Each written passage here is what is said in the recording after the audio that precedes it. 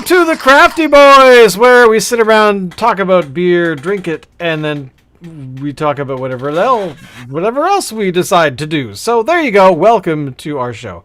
Hello, boys. How's it been? It's been very good. It's all right. Yeah, great. Oh, Excellent.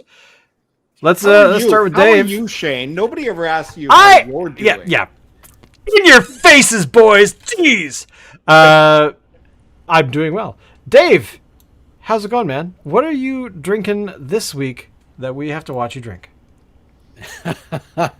it's going all right, and I decided to swing this one. Oh, look at that. It's good beer. Yes.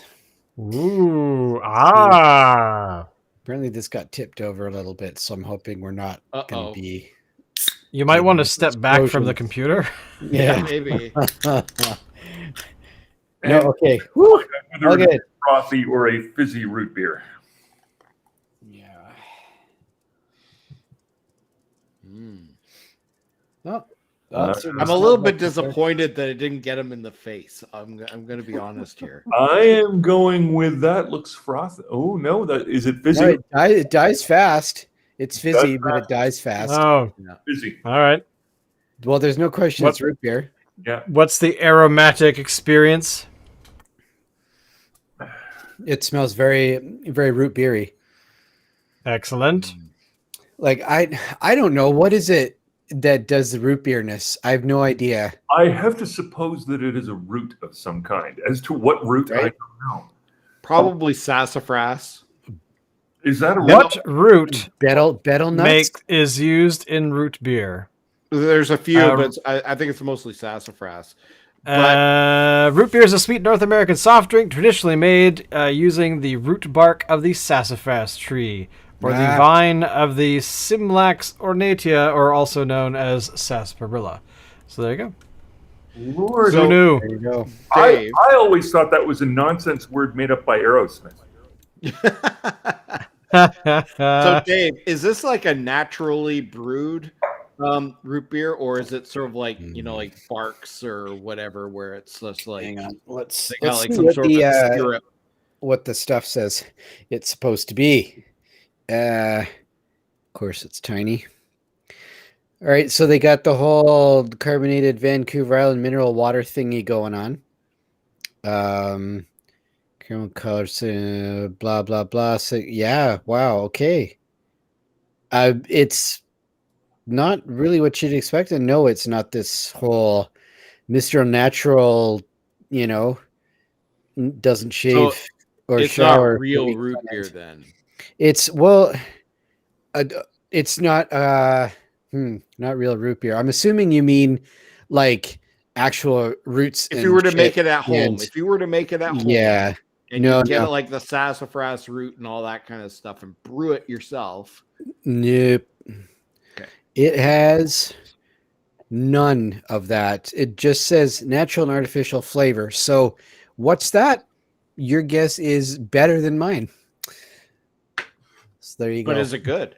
It is good, actually. It's quite tasty. I don't know if it's a lot different from a lot of other root beers, but I'm enjoying it. It's got a smoothness to it. I don't know. I've had some root beer it does have a bit more of an edge to it. Yeah. Right. Whether that's carbonation or not, I don't know. This one isn't really heavily carbonated, which is actually nice because carbonation is the devil's weed, but it is worth it, boys, if you can get it at some point. If you're wanting something sugary, not a bad choice. Awesome. All right.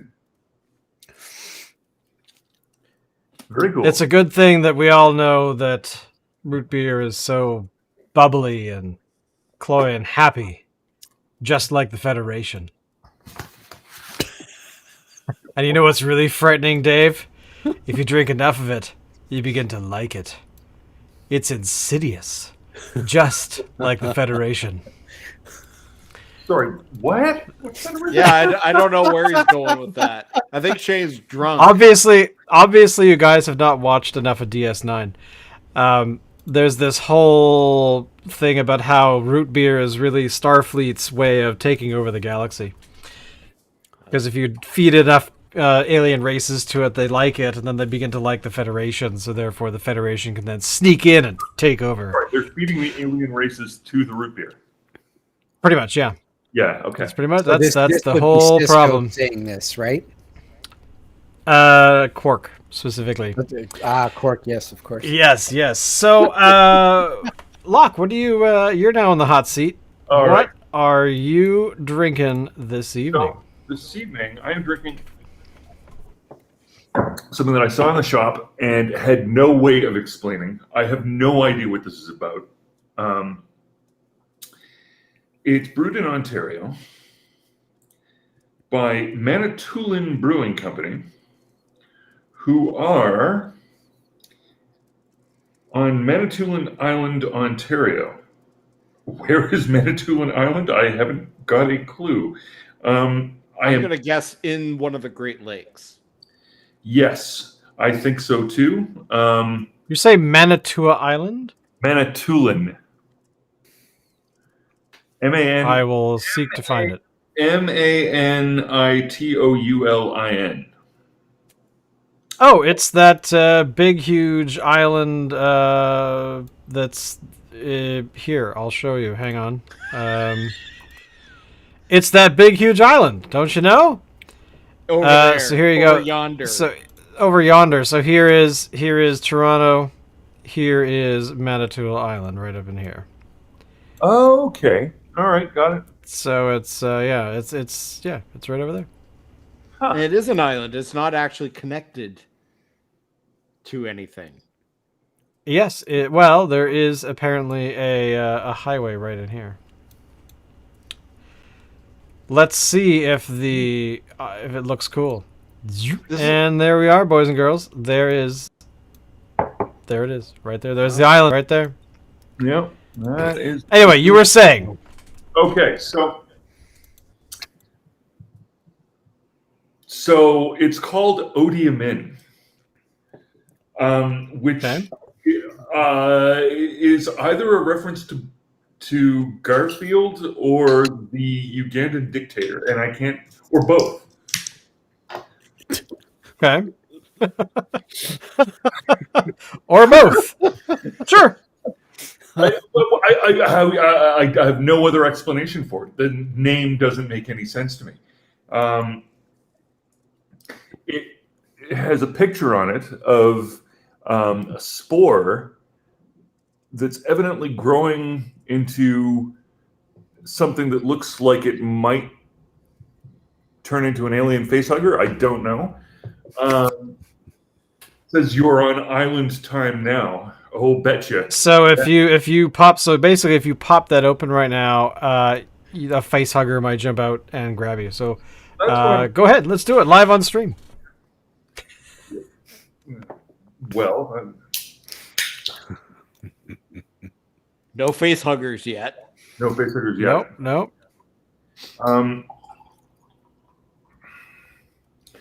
As you can clearly see, it is a dark amber colored liquid. Okay.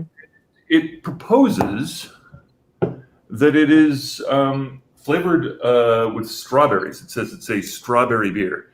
I have never encountered a strawberry beer before. And I don't know why exactly. I don't know if there are powerful reasons not to, but when I look at the contents, it says that it contains barley and strawberries. So that sounds convincing. It says, sisters carry strawberries. Strawberries carry water. Water carries us all. Let's celebrate our sisters and Idi Amin. And we want to celebrate Idi Amin? Wow. Garfield's, arch rival. God. All right, tell us what you think. So we've all watched this now. Locke have a stroke. I have no idea what they were trying to do here. Like this is not. Yeah, I wonder if it's like a regional dialect that's like native to Manitoulin Island. well, maybe because up on the top of the can here, it also says Gita Papiska Megwa Niwijikuina. Maybe it was written by a 6-month-old. Or maybe somebody whose first language is something First Nations, and they haven't learned to speak English properly. Or maybe it is First Nations. According to this, it's Ojibwe, actually. There we go. Okay, all right. Well, look at the big brain on Dave. Whoop! Yeah. Yeah, as he's staring at like Wikipedia and shit. Yeah. And for a guy that normally hates fruit beers, this is fantastic because it tastes like actual fruit. That is to say, something that is grown in the ground in soil that is a real thing, made of a plant or something. And on the other hand, it's not overly sweet. It's got all of the flavor of the fruit, but it's not a sugar bomb.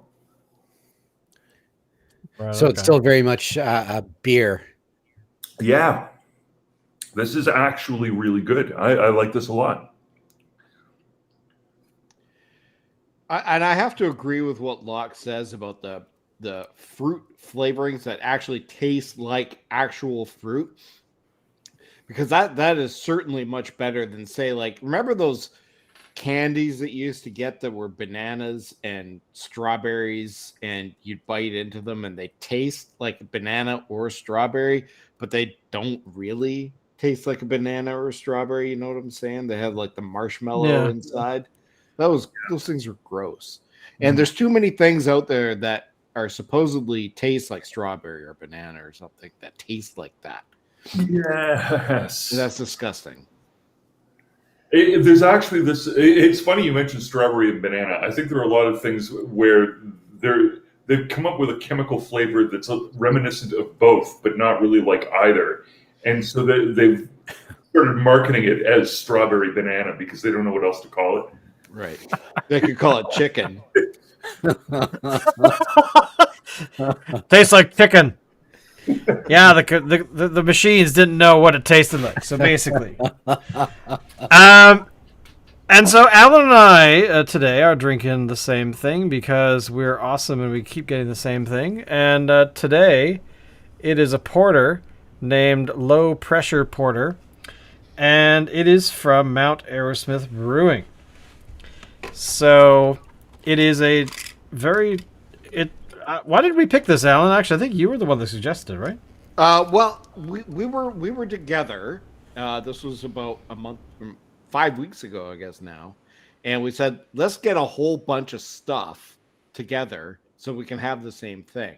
And we got IPAs, we got some Pilsner. I think we got a pale ale, and I said, well, we need to get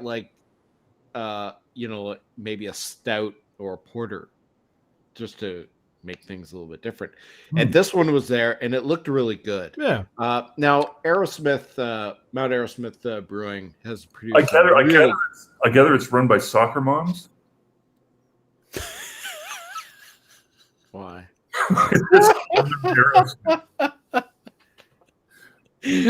Mount Aerosmith, it's near Port Alberni. Oh, okay, sure. Yeah. A rich, medium-bodied porter with a complex blend of dark, roasted, and British specialty malts. Flavors of chocolate, espresso, and caramel dance on the tongue, while a touch of UK hops adds a light fruitiness. This is the perfect West Coast sipper. Coming in at 6%, it is a thing of beauty: water, hops, barley, oats, and yeast. So, and Mount Aerosmith Brewing is based out of Parksville, not Port Alberni, even though I think Mount Aerosmith is closer to Port Alberni than Parksville. Ooh, that tastes good. All right, Peanut Gallery. This is what it looks like in the glass. Looks nice. It looks like a porter. The head was thick when I poured it, but it kind of dissipated rather quickly. It kind of sticks to the sides of the glass kind of nicely, though. And you still got sort of like a nice little sort of like a bit of a head that's left that's thick, like you would find in, say, like a Guinness or something like that. It's just here's what mine looks like. It's very there you go. head-like. Creamy. Creamy is a good description. So Sweet. Smells sweet. I am using my original 16 glasses, which is from a brewery in Regina called, surprisingly, a brewery. Okay, I'm drinking this. Here we go. It smells like oats.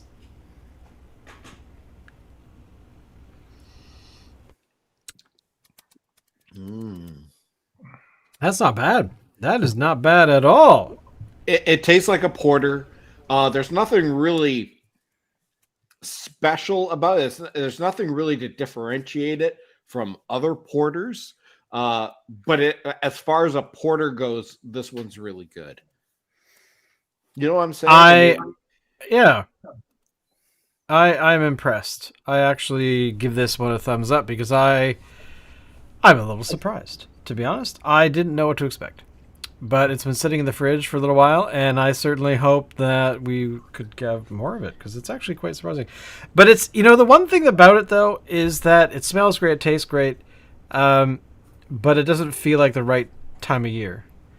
Like to me, I sort of lean towards the porters, November, late November into December. I don't know if that's just, I don't know. Yeah, I find it a bit heavy. You're right. It'd be a little heavy in warm weather, is what you're saying. Yeah, exactly. And I mean, here it's been raining all day, so it's definitely getting colder. But I think that I think the alcohol content on this is a little bit low for a porter too. It's lower than I was expecting. We normally see porters around 7.5, 8, sort of that kind of realm. Something like that. I think we've even hit a few that hit 9. Yeah. This but is I think rather low. That'd be absolutely proper for a Baltic porter. And of course, they're not calling it a stout. So, I mean, which, there we're thinking more like, 4.5%. So, yeah, I don't know. Maybe like an English porter or something. It could be. It doesn't differentiate. It just says low pressure porter here. But yeah, most porters I've had have been a little bit higher in alcohol. Now, having said that, there seems to be a trend these days for going lower alcohol, and maybe Mount Aerosmith is trying to tap into that a little bit. It is entirely possible because I don't know. Are we seeing sort of the rise of another, temperance movement? Is that sort of what we're seeing? I don't think it's a temperance movement as much as it is sort of like a health conscious movement. I did read an article today about why thank you. I learned to read last week. It was amazing. About how there actually is research now into trying to figure out if drinking craft brews is healthier as opposed to drinking like Labatt and those sort of the big huge players. And apparently the research coming in is saying yes, it is, because there's actually a hell of a lot more stuff in those because of the smaller batch brew process and just because people actually give a shit, where the big huge lager makers don't. And it's fascinating to me.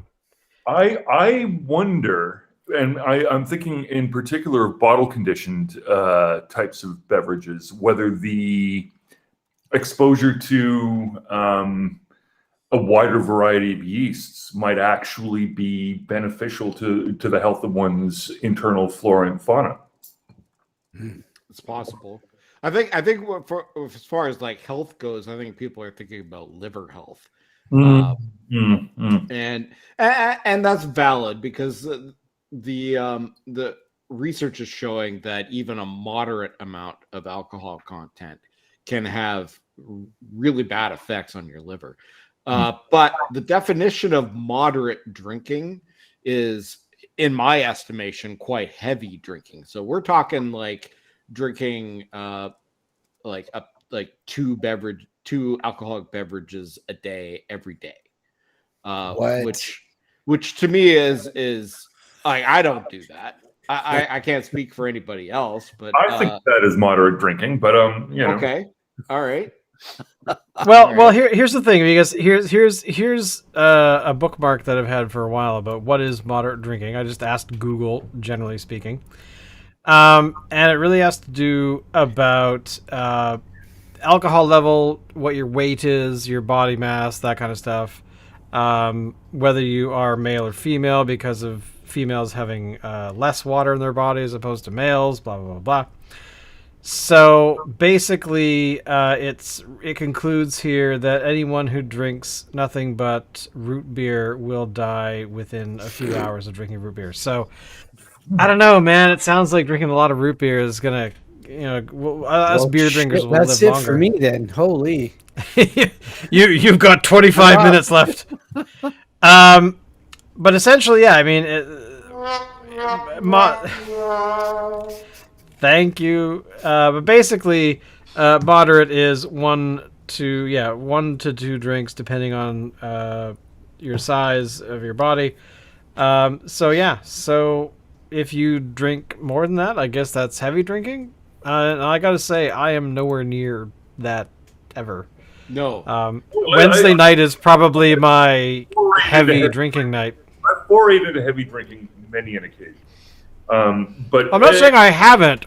I'm just saying, in general, it's generally speaking. At present, I'm moving in the other direction, because at the end of the day, we're all getting older, and Well, yeah, I mean that too, right? I mean, but here's the thing, that your effect for so long, right? Yeah, well, exactly. But your moderate drinking and mine would be very different, just because in basic size, we are. There's a bit of that. You're what? You're probably what? 10%, 20% bigger, maybe on average. I don't know. I think Locke's like 9'7". Yeah, pretty much. Something like that. So do I. So I mean that's the thing, right?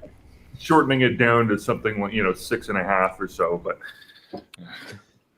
But overall, I mean, this is the thing: is that I as we get older, I mean, I very well have noticed that I could have 2 pints of beer. So actually, yesterday, I went out to a pub and I had a peach beer thing that was on sale that Allison really likes. What is that beer? It's a peach what? I think it's called a Radler. No, but what's the... No, I know it's a Radler, but what is the... I forgot what it is. It's mango? Oh, Mandarin. I'm sorry. It's Mandarin orange. I stand corrected. But basically, so I had one of those, and then I finished it, and then I had another one, which was a Fat Tug. So the Radler was fine. It was a low alcohol content, and then I piled it on with that. But it wasn't... I wasn't blitzed or anything, but I knew that if I had another Fat Tug, that I would just start laying down, and that would be it. I mean, what I'll do is I'll have this tonight, and that will probably be it for me until next Wednesday night, except for the bottle of Jack Daniels I'm going to down on Saturday. But yeah, that's different. That's entirely different. That's very different. That doesn't count. It doesn't count. No. Well, one of our shows a few weeks ago, one of our viewers, Julian, was in town, and I had the beer during the show, and then we all said goodnight, and then Julian showed up at the door with Alberta Springs, and yeah, that just got ugly. But it's the Alberta Springs, isn't it? Well, yeah, that too. But I learned about Alberta Springs from Locke. But what was I going to say? I think that how long has it been since we started doing the Advent calendar? It's been this was year 6 or 5, like last. I think 5. So at the very beginning, it was fine, but I've noticed as we've aged just that little bit. Yeah. that in December, my liver is like, what are you doing? Because a lot of those beers tend to be higher alcohol content, I think. Yeah. But but I do notice it. Like by the time the 24th comes around, it's like, yeah, okay, I don't need to drink any beer for the rest of the year. I'm okay now. So craft beer companies, and I'm thinking Phillips here in Victoria in particular, actually has a line of beers out now that are craft beers, but they are lower in alcohol. I'm not going to say low alcohol, but lower in alcohol and low calorie. Really? So I believe it's called Little Wonder. Okay. So, you know what's funny about that is that Moon Underwater had that same plan, like I know. I don't know, 5 years ago, and it totally bombed. And maybe they were just 5 years early. It could be, but I don't think the Moon Underwater thing would have worked even now. And the reason being is they didn't advertise it as being low alcohol, low calorie towards those people that are interested in that. It was just craft beer that happened to be low alcohol. That's a good point. Yeah. This is actually being marketed to people who are maybe doing keto and that kind of thing. Yeah. So it looks like those are the only two: Little Wonder Lager and Little Wonder IPA. Yeah, Is that right? So yeah. So I'm interested in trying this IPA. I don't know if I'm gonna like it, and I have a feeling I don't drink beer that often. Like I'll probably have 2 to 3 a week. If I'm having that little, I may as well just have the full blown one with all the calories. Well, and that's right? I mean, kind of my thinking too, because Wednesday night is probably the biggest night of the week, and I mean I've had many weekends where I drink nothing. So yeah, absolutely. The middle of the week tends to be when I actually have one, and sometimes we have two.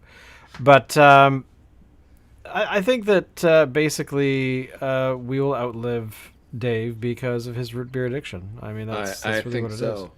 Yeah, man, you're so toast, man. I saw Dave one time out on the street. He was like in the gutter, and he had some root beer, and he went and stuck a needle into the side of the plastic bottle and pulled it out and shoved it right into his veins. I know. I've seen it happen, man. Remember the Dr. Pepper episode? Oh my lord. That was just disgusting. I mean, I couldn't watch it. I mean, humanity was just collapsing in front of me, and he was like, I wasn't sure what to do. Hey, I kicked that one, man. What's the name? Right. I came back from that. What's the guy who played the doctor in Cannonball Run? Oh, the eyes. I'm gonna look that up because otherwise I will see the bug face, you now. but I do not. I can see him. I can't think of the name. As soon as you say the name, I'll be like, "Oh yeah." Don't be afraid of needles. Well, that's not for you. This is for I don't recognize the name at all. So, well, here I will remind you. So basically, he there's the whole Cannonball Run thing where he was it just has that sort of crazed look. yeah. And he was around for a long time. But what is this? This is Henry Fonda, Fire Creek. I guess there he is right in the back. But anyway, so let's see if we can find him in Cannonball Run, because that is really where. Oh my lord, look at that. Yep, he's got that one sort of crazy eye there. But where is he in Cannonball Run? Like, come on, Cannonball Run was more recent. We must see something around here. Nope, apparently not. Apparently Cannonball Run is not for us. Is he in this shot? No. No. Roger Moore, Jamie Farr, James Dean, Farrah Fawcett. Yeah. Yeah, but Dom DeLuise Anyway. either. But yeah, so basically, he was amazing. And I now want to watch Cannonball Run again. I haven't seen it in years and years and years. Like, I remember almost nothing about it. Same. I I remember it was thinking it was pretty freaking cool, though. Like It had like, Jackie. Jackie Chan was in it too. That's right. Yes, that's right. Mhm. This is one thing that I can't stand. It's like if I wanted to go see Cannonball Run, I'd go down to the movie store, rent it, watch it, and then take it back. You can't do that anymore. I mean, yes, there's streaming services and stuff, but I mean, like it's not on Netflix. I don't know where you get it. Where the hell would you get it? There is something. How you would get it is put locker. Never mind. The Sorry, I just wanted to point out this cast here for the film The Texas Wheelers, film TV show that starred him, Jack Allen, Gary Busey, Mark Hamill. oh, Were the What year? leads on the show. What year? This is like 75, 74, 75. So this is before Star Wars. oh dear. And I know that I've seen a couple episodes of it. So, yeah. I've never heard of it. Well, they started filming Star Wars in 74, 75. So No, that'd be around the same time, you're right. Here's the thing. The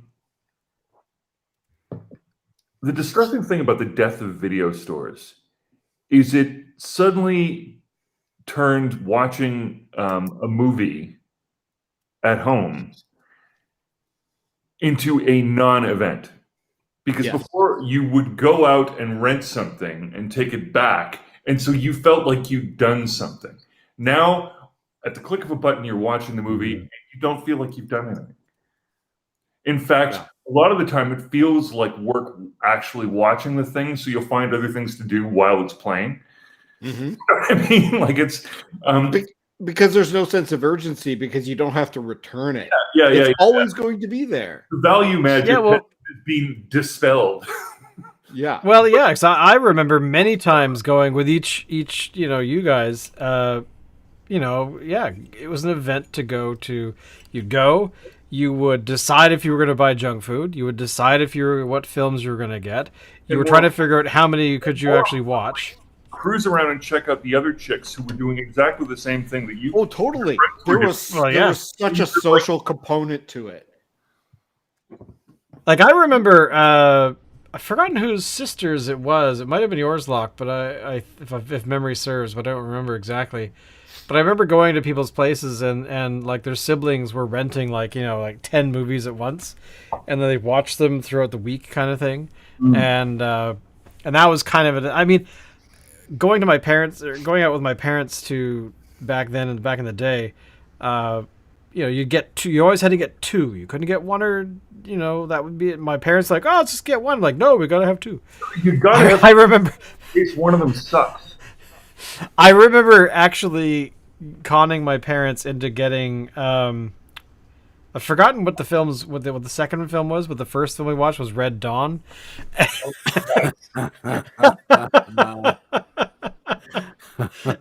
and it said right on the box after we got it back, like it was the most violent film of 80 whatever it was, 85 whatever.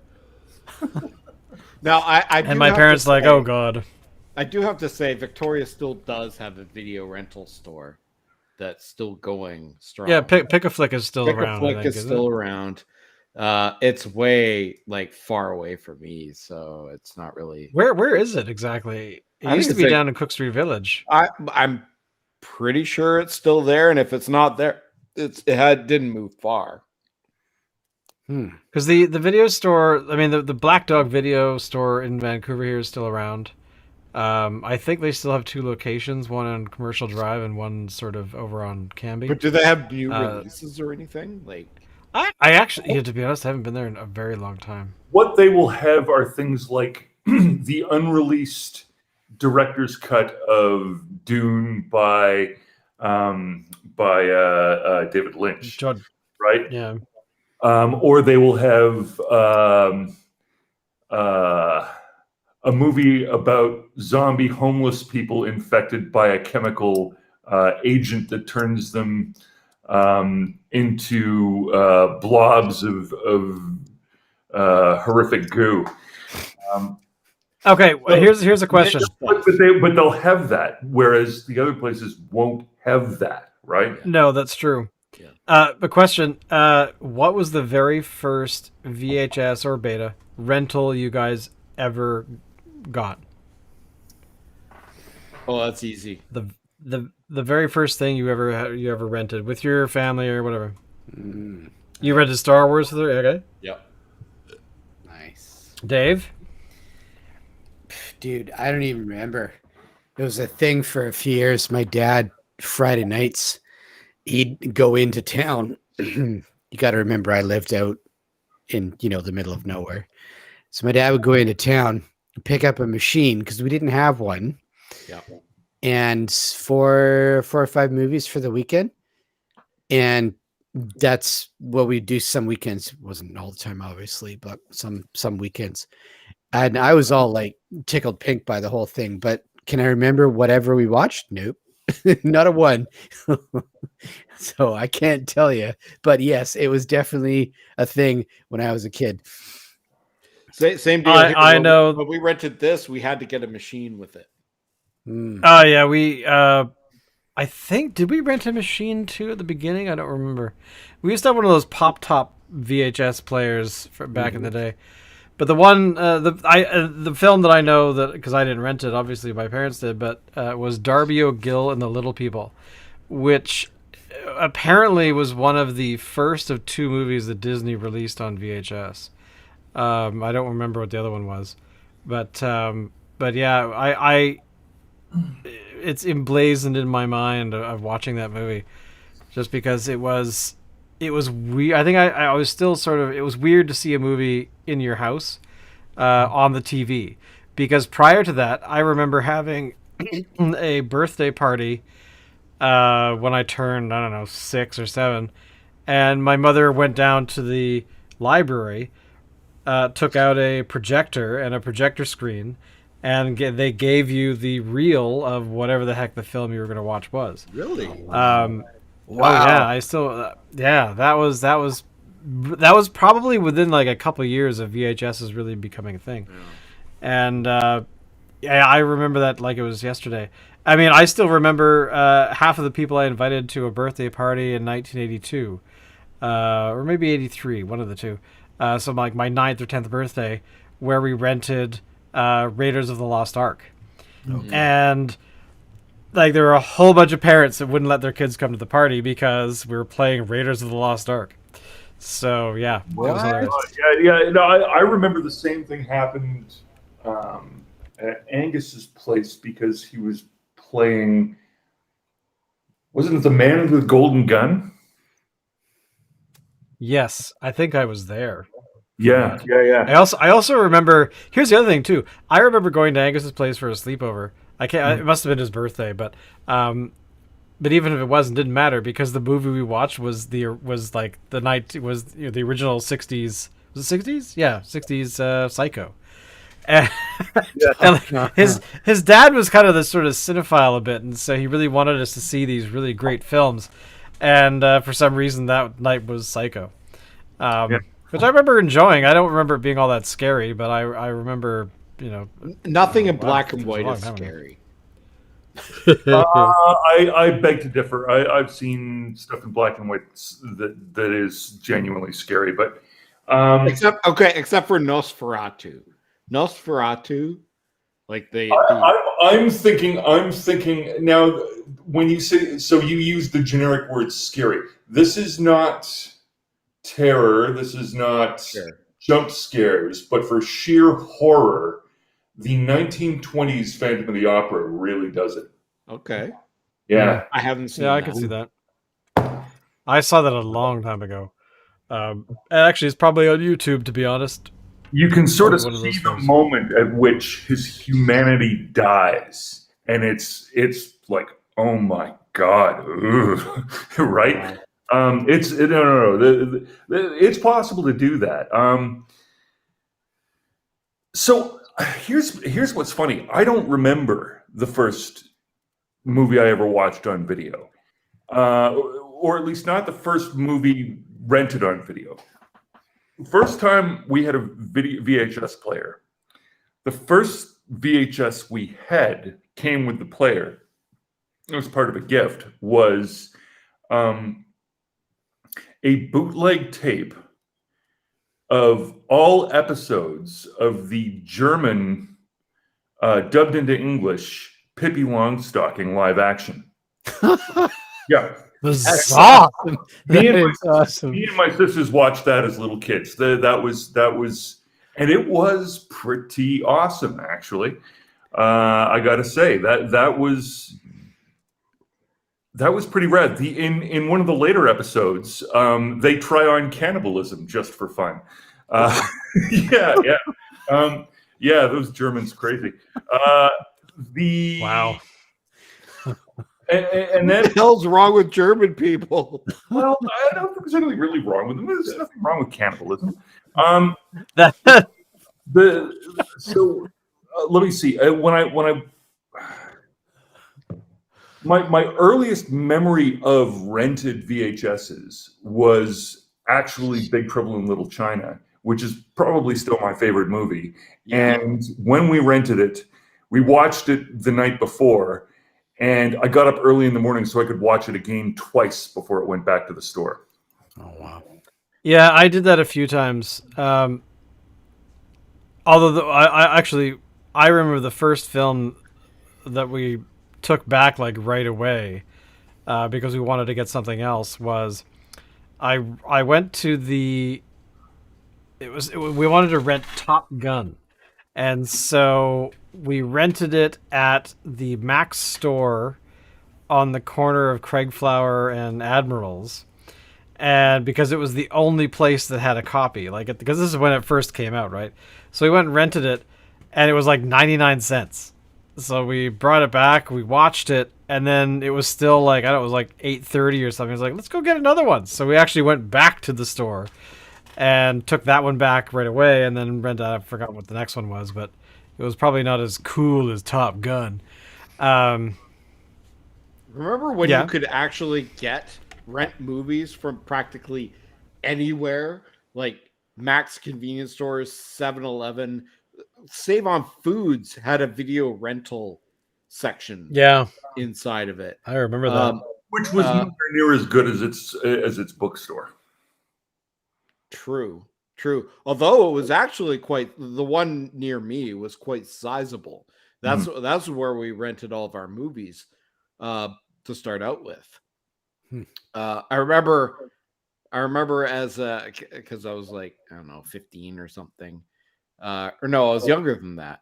And Star Wars Episode 6, Return of the Jedi, had already left the theaters, and I'm like, so I've seen Episode 4, 5, and 6, but what about Episode 1, 2, and 3? There was no internet or anything, so I was less like, maybe these are really old movies and I missed out on them. I'm gonna go to the video store and ask. So I did, and the clerk's like, I don't know. Well, that was the coolest video store that I ever ran into, which sadly, was around for only a couple of years, then collapsed because that was when streaming kind of started. Was called Happy Bet Cinema, and it was like hardcore movie nerds, and that was the nice thing about it. It started out as a sort of a hole in the wall, moved across the street into a place that was like twice the size. But streaming was really, I think Netflix was really becoming a thing. And I think it was when, I want to say Crave. It wasn't Crave, it was something. But anyway, it doesn't matter. But basically, other streaming services started to appear. Like Show Me, I think was one of them. And they saw the writing on the wall, and they said, as knowledgeable as the people that work here are, we cannot compete against a streaming platform. Yeah. And unfortunately, they closed because of that. So it was really sad because it goes back to the whole social thing where you went and you walked into this place, you opened the doors, there was some dude who'd know you by name, and they were asking, "What are you in the mood for today?" And I don't know, and they're like, "Oh, well, you should try this." But yeah. I still remember the guy that was always at the Entertainer. Van Blanchard. Oh, right. Yeah. I didn't go there that often. I was more of a Mega Movies kind of person at whatever that mall is or was over by on Quadra something. Am I right? Yeah. Because there wasn't really any video stores that were that good that were near where I Mega lived, Movies so- was the first big yeah. video rental store that came into town, and it got displaced once Blockbuster came to town. Yeah, I remember going to Blockbuster, and the only thing that I really rented from Blockbuster was those moron movies. Remember those? Which was just basic. Did you ever see those? I can't remember who I watched them with, but it was basically these sketches that were really poor quality that just were not great, but they were. I mean, with the title "moron movies," I mean, what the hell could you do? Like the big sort of, oh, I can't wait till we get to that sketch was called King Dong. And all it really was this dude who grabbed this big plastic cylinder, put a top on it, tied it to his body and walked around, I'm King Dong. And when you're 17 years old, that's the funniest thing ever. But actually, okay, Shane, let's be honest. What attracted you to Mega Movies was the fact they had an adult section in the back. That is true. Hey, where were we gonna get copies of The Next Penetration? I mean, come on. Star Trek 2, The Wrath of Bob, Star Trek 3, Sex Trek 3. What was I forgot exactly what it was called. Anyway, it doesn't matter. It must be like culturally very different growing up in a world where porn is something that you don't have to look for. It just shows up. Like, I know, right? Yeah, here we go. Moron Movies is now on YouTube. So if you search for Moron Movies, you will, yeah. And there's the sketch, Moron Movies, King Dong. Which, by the way, this is funny. There's Ed McMahon, Dick Clark, and it looks like, who is that? Is that who I think it is? what are you saying? That Johnny and Johnny Carson are reviewing King Dong, a short documentary about some of the weirdest short films from the 70s and 80s, hosted by Dick Clark, Johnny Carson, and Ed McMahon. Really what the hell? that is a find. I am impressed that exists. So basically, yeah. So because Moron Movies was actually much older than the 90s. Like I didn't realize it was all the way back to the 70s potentially, but there you go. But I guess this guy must have made money. Released in Moron Movies is a collection of over 100 amateurish, bizarre, and occasionally naughty short subjects. Released in 1985. So there you go. So even by the time I was renting it, it was almost 10 years old. But yeah, welcome. It's basically it's like Kentucky Fried Movie, but 100 times worse. Which reminds me, for you guys, I did, for some bizarre reasons, in a meeting today, somebody brought up Spaceballs. And I thought, oh, interesting. I went to YouTube, searched for Spaceballs, because I thought, oh, I could use a clip or two of Spaceballs. It's been a long time. The entire movie is like uploaded 100 different times. So Really? you can watch Spaceballs on YouTube. Congratulations. And at least the one that I skipped ahead to the that's an asshole, sir. Oh, really? No, that's his last name. His name is Peter Asshole or whatever. And then he's like, how many other assholes are in this ship? And like a whole bunch of people are like, we're all related. He's like, I'm surrounded by assholes. Keep firing, assholes. But basically, anyway, so that the film is, yeah, it's been up there for a few years. I'm very surprised that it hasn't been hit by some sort of copyright notice. But why did I get talking about Spaceballs? I can't remember. Oh, by the way, I just realized I was not paying attention. I was probably talking over myself. Julian says cheers from the island. Oh, nice. Julian, what's going on? He's up at the island quite a bit now. He's trying to winterize his home away from home. So he's Now, trying to see Shane, how long he you can stay said there. you were going to go visit him like last weekend or the weekend before. Did you? Unfortunately, that didn't work out because the day of or the day before we were supposed to go, we waited for a few days to see what would happen. But that was like, remember that big storm a couple weeks ago that came in and like dumped a lot of rain on us. We got wet here in Vancouver and in Victoria and on the island, but of course on the ocean, when it's windy like that here, it's even worse on the water. So unfortunately, we could get to take a easy ferry and get most of the way there, but the last leg of the journey is on a 17-foot boat, so there was no way a 17-foot was going to get across. So unfortunately we didn't get to go. Which basically was the last window that most of the because the weather is consistently like this. Then, so next summer is the plan, from what I understand. Okay. Sooner, spring, tomorrow. Apparently tomorrow. Yeah, but I mean, it'll be fun. And actually, I was talking to Julian about to actually have a group of us go up there. So if we plan in advance, all of us could go, because one of the places that we can stay at is like a 5-bedroom house. So. Oh wow. Good ass. So this there you island go. chain actually has multiple people that are living there or have places there. Oh yeah, Nelson Island's huge. It's like Salt Spring Island size kind of thing. So it's not a small island. Okay. It's a Yeah, perfect. it's not like one house and that's it, and the rest 2 acres of land. No, it's actually quite a sizable place. It's a perfect place actually to take the Ark of the Covenant and do like an opening ceremony for it. Yeah. I'm in.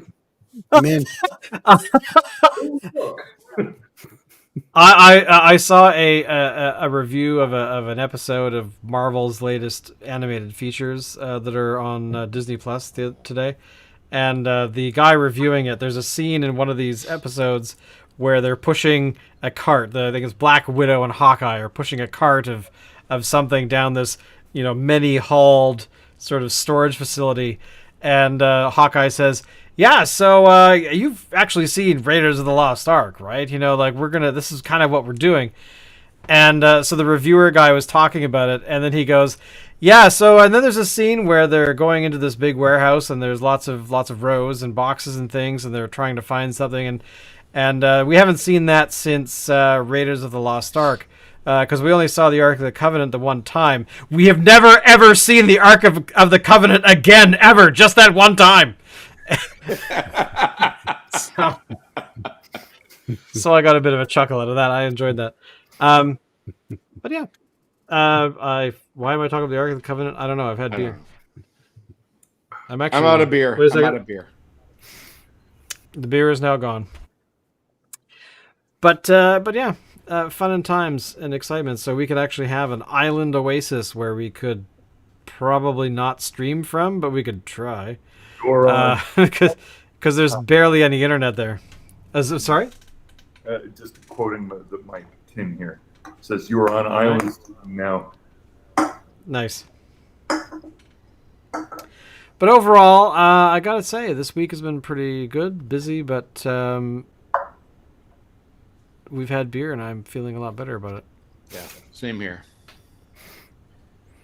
Indeed. Always good to be in your guys' company. I agree. I fully I support love that you, guy. man. I love you guys. Has anybody seen some like actual people? I know Shane's been out multiple times at this point. What about you two? Like, have you actually gone and hung out with real people anywhere? Hung out with outside Real people as opposed to fake people? As opposed to fake people. Outside of family and work, I've been hitting the yoga studio a little bit in the last week since they started introducing vaccine requirement. Okay, so is that, do you still got a mask for that, or You get a mask until you get to your spot, and then you do your thing, and you take the mask off. Okay. You're allowed to leave it on if you want. I don't. I'm Gets warm enough as it is, right? You're yes. breathing in your own heat. Well, That's- yeah. But I don't know. Let me see. So flirting on the street is much easier than flirting in shops, because if you're in a shop, you're wearing a mask. Mhm. Flirting with masks on, your eye game gets way better. It's sort of like You can do the little sort of, hey, how are you? Well, I actually went to, on Friday night, we actually went to the CFL game because the Riders were here playing the Lions. And that was when I realized that there are a lot of people that have not done the passport thing yet. And I think we're seeing a slight increase of non-vaccinated getting vaccinated now that there is a requirement for this kind of stuff. And including the only holdout that I had left, who was refusing to get it because the government was telling him to. I haven't figured out the argument, but they even got vaccinated a little while ago, so that was a good thing.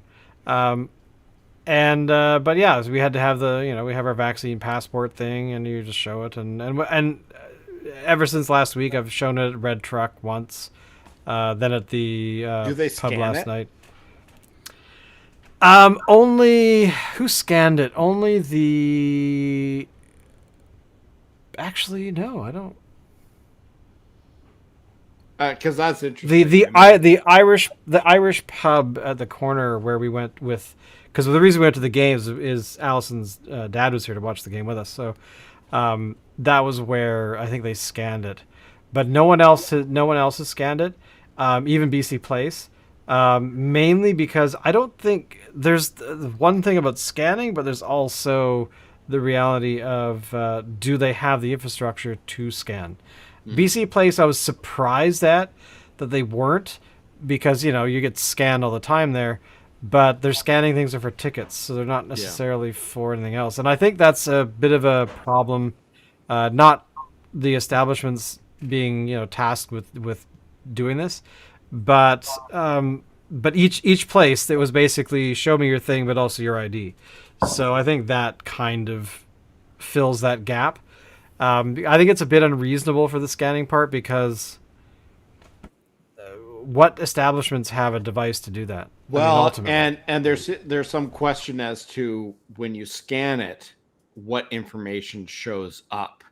I've heard that's a good point. I've heard a report how somebody had their thing scanned and they knew that somebody had recently had surgery, which is a huge breach of confidentiality.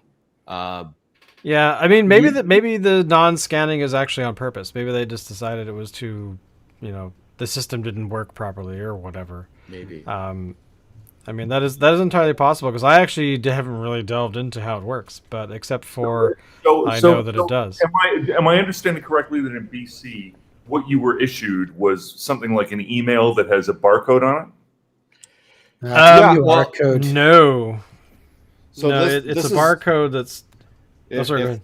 sorry, if it can show up here, this is basically what mine. Yeah. I don't know what you call those. I Yeah. guess not barcodes, but they're like Basically, yeah, it's supposed to go and it's supposed to verify that you are indeed that person or something. But without the ID, how are they going to know? There's no picture really. well the way they'll have to do it is they'll tattoo it onto your neck, and then they'll have to take the tattoo off every time you need to get a revax. Yeah, no, exactly. I think that's totally reasonable. I got a lot of skin here. I have no tattoos. I could just do one here, and then if it updates, I'll have to do on this side. It'll be fine. Or even back here. You never know. You'll Get a look like a barcode. millennial woman, but that's fine. Or we could just get chip Yeah, implanted. Well, ultimately a chip implant would be the best way to go, because, that is totally not insecure at all. Ever. Yeah. At the end of the day, who cares? Yeah. I mean, See, I, they have- I haven't been issued any sort of barcode or anything like that. What I was given was a sheet of paper and an email. I haven't gone and looked for the email. Maybe there's a barcode on the email, but I haven't looked for it, and I don't know. Yeah, that was actually the first round, the first little while of the whole idea of this passport was actually just an email. The barcode, the QR code thing didn't show up till, 2 weeks later or something. But I think the problem they were finding was that the potential for fraud was easier with paper than having a thing on your phone. Yeah. But that's ridiculous because their instructions on their website are basically bring up your thing on your device I know and how then to take a use MS screenshot. Paint. Well, exactly. And then take a screenshot and put it in your photo gallery. And I'm like, well, that doesn't seem very... Shouldn't I be able to go to the app, press the thing, and it's already verified who I am, and then I can actually see it? Yeah. If, for example, I could, put my photo accidentally online, and then everyone else could grab one and then change their name on it or whatever. And but again, at the end of the day, the system is imperfect, and it's very silly. But governments have to be seen to be doing something, even if it's not the greatest. So I can't fault them for that because it'll make some people feel better. There's probably an element here where if push really came to shove and you were to push forward some sort of specific legislation coupled with a targeted lawsuit, and this, chase the appeal chain all the way up. Yeah. Where this would sit is in a fucking no man's land that probably gets covered by Section 1 of the Carter Charter, which is to say that it doesn't fucking matter. The government can do whatever. Well, exactly. I hope it's actually on the road to a secure way of reviewing your health data, not necessarily for yourself, but for Yeah. Sorry. No. Sorry. I get what he's This saying. this I just get came. what This he's just saying. no. Ignore what I was saying. This is basically. I'd call that sound criticism, frankly. Yeah. Exactly. Julian has. We have seen the error of our ways, sir. Move out of the sticks. Get back into Brooklyn. So anyway, on that He note, just slapped us across the face. pretty much. I'm surprised he hasn't brought up Piper. To be honest. Here it comes. But anyway, on that note, it's just been over an hour for us, so let's all go to bed because I know Locke is again a trooper for being awake at this hour. But it is actually tomorrow's a federal holiday, so maybe we can all sleep in. Who knows? It is what? I can't. Tomorrow's a holiday. Technically, Yes. it I never heard was. What day is Here, it? I'll show you. It's Truth this and day. Reconciliation Day. Oh, geez, of course, mine's gonna beam out. Hang on. Lions Day? It's the BC Lions Day. No, well, at the game the other day, let me find my device here. Let me turn off the beaming out. But good. Turn off, I said. Jeez, Willikers. It's Truth and Reconciliation Day. So it's this was the artist was at the game the other night. They made this shirt for the game, and they were giving them away to everybody. So it's Orange Shirt Day tomorrow is another way of describing it. But in July, and I think it snuck up on a lot of people. But in July, the government said, "Hey, we're making." Jesus Christ. Julian, you've had a few too many. Go to sleep because you're making huge typos now. Wait, he's correcting himself. Yeah, so it's apparently a federal holiday now. So, but of course, federal holidays work differently in Ontario, I think, if I remember correctly. So, I have Anyway, to work tomorrow, so I'm still gonna do some work, so obviously I'm not taking the day off. But there you go. I am fucking 100% on point because the only thing that I will be doing tomorrow is reviewing Indigenous law for my upcoming exam. So there you go. Well, and it'd be a fitting day for you to do that on because yeah. But anyway, yeah, let's pack it in. Everyone, thank you for watching today. We've had a few people on coming in and checking us out and giving us some advice and whatnot, and how I'm just going to show this one again. Go Green Riders. But we will be back next Wednesday night to drink some more beer and talk about whatever pops into our minds. And it will be October, I think, almost at that point. Yes, it will be October at that point. So there you go. The COVID still continues, and I still have not quite figured out what time of year it is. On that note, Alan, as always, take us out.